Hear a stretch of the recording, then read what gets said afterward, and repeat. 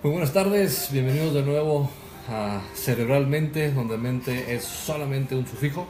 Yo soy el doctor Carlos Novo, neurocientífico clínico, y en esta cápsula de este delicioso y fresco jueves, por fin un descanso de los 35 grados en febrero, bajamos a 20, vamos a hablar un poquito de trastornos del neurodesarrollo. Es un tema sumamente amplio, hay muchísimas cosas que hablar al respecto. Me voy a ir enfocando en diferentes como tal puntos del neurodesarrollo y justo también sus manifestaciones cuando este no se da de manera adecuada. Entonces, de fondo tendremos a Mozart y sus sonatas, espero que no estén muy altas. Si están muy altas, nos avisan, están distrayendo para irle bajando más al volumen.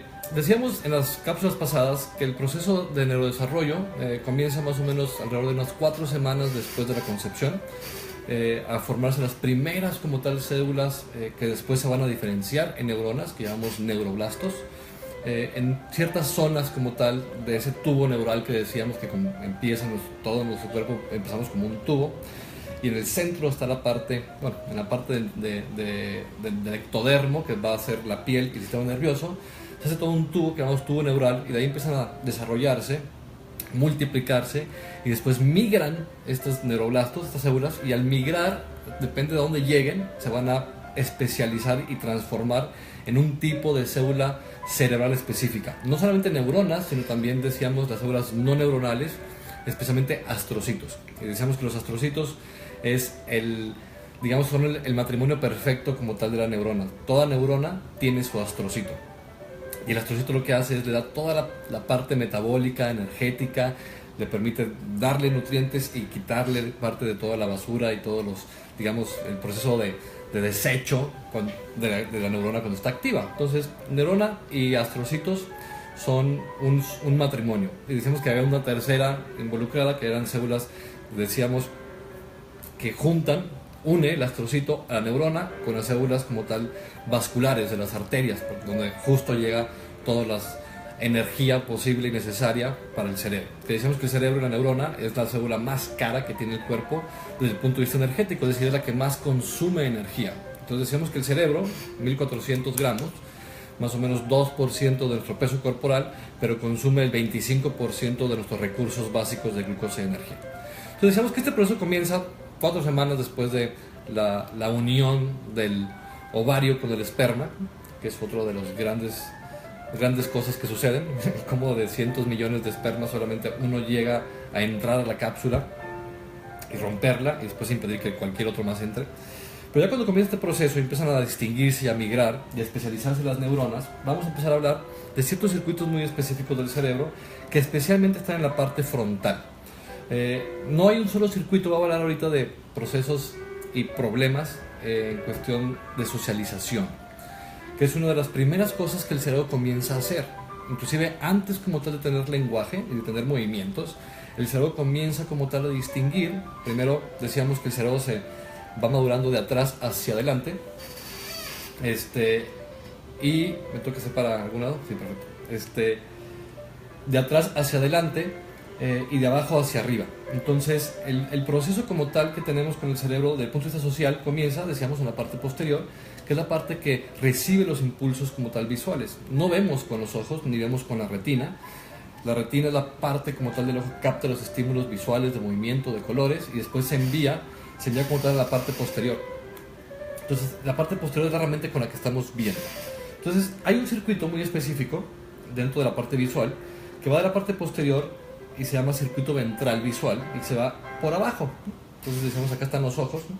Entonces vemos con esta parte, con toda la corteza occipital, y tenemos un sistemita que va de la parte occipital a la parte temporoventral. Ese giro tiene de hecho un giro muy específico, tiene un nombre que se llama fusiforme, y es más o menos el giro medial de la parte ventral, de la parte del vientre, de abajo como tal, del lóbulo temporal. Entonces la parte occipital vamos al lóbulo temporal, y este pequeño circuito es increíblemente básico y comienza a funcionar desde muy temprana edad, justo para reconocer gestos, conocer caras, no solamente movimiento en específico, sino específicamente se especializa, vaya la redundancia de términos, pero solamente se basa y solamente va a captar la parte como tal visual de gestos, y después con la parte ventral del lóbulo temporal, el giro fusiforme nos va a dar como tal la información de cada gesto, qué significa, porque está ligado, si se fijan, seguimos todo el giro como tal, todo el fusiforme, y llega directamente a amígdala.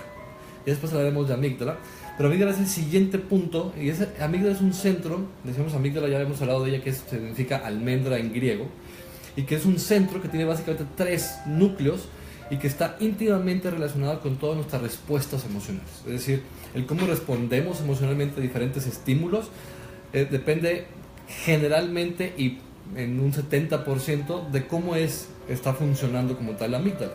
Entonces, este circuito occipito temporal nos da como tal la capacidad de comprender y captar gestos y darles un valor emocional. Es decir, de que yo pueda como tal hacer gestos y que ustedes puedan decir, está enojado el doctor, mira, se está riendo, está feliz, de que podamos distinguir eso y que después de hecho lo imitamos, y eso justo que voy a hablar ahorita, se da en este proceso, se da en este circuito como tal occipito temporal, para poder darle un valor emocional, emotivo a todos los gestos y a todos los movimientos que hacemos.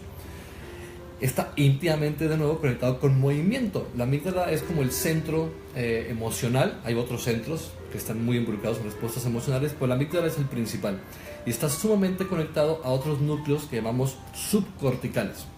Inclusive la amígdala, aunque está en la corteza temporal, en la parte frontal, en el polo frontal, está considerado como un núcleo subcortical. Entonces la corteza es esta pequeña delgadita tela de 3 milímetros que está hecha bola, ¿no? Que por eso se ve así toda arrugada, y le llamamos corteza porque es lo que está arriba. Entonces todo lo que está por debajo de esta corteza, que aquí no lo vemos, están en los núcleos subcorticales, están núcleos como tal, especialmente del movimiento, que llamamos núcleos basales, y ahí hay unos núcleos que se llaman núcleo accumbens, y el caudado y el putamen, y todo esto le llamamos todo el proceso estriado, ¿no? O núcleos estriados o circuito estriado, que está íntimamente relacionado con movimiento, pero el movimiento está, o más bien es imposible de entender sin emoción. Entonces la última función del cuerpo es movernos, es poder decidir qué hacer en cuestión de movimiento, pero antes del movimiento viene la emoción, ¿no? Primero es tal cual el proceso de emotion, y después viene la moción. Entonces primero emocionamos y después nos movemos. Entonces este circuito, que después se conecta a los núcleos basales, decíamos, y todo el sistema motor para movernos, es increíblemente automático. Y de hecho eso lo vemos desde los primeros meses de vida, como el niño, como todos nosotros, comenzamos a ver, a reconocer esos gestos, a ponerles un valor emocional y después a movernos con ellos.